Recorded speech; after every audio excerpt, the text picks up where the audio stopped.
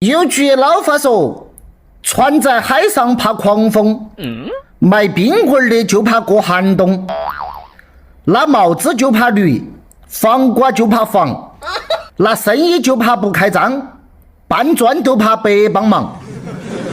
现在是打锣卖糖，各干一行，那72行，行行都在喊爹和娘。他们说搏一搏，单车变摩托，我是搏一搏，摇捆都亏了。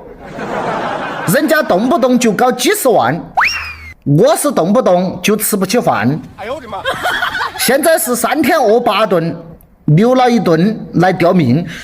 你别笑。他们说现在打工进厂能致富，而且还能包吃又包住。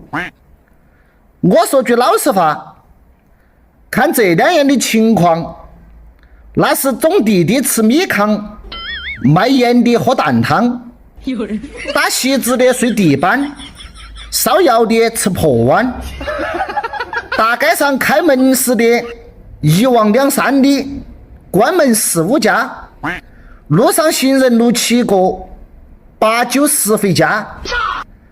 现在开厂的是容易亏损，容易老，头发还容易变稀少，容易关门，容易倒，婆娘还容易跟着别个跑。哎呦我的妈！兄弟们呐，要注意到点喽。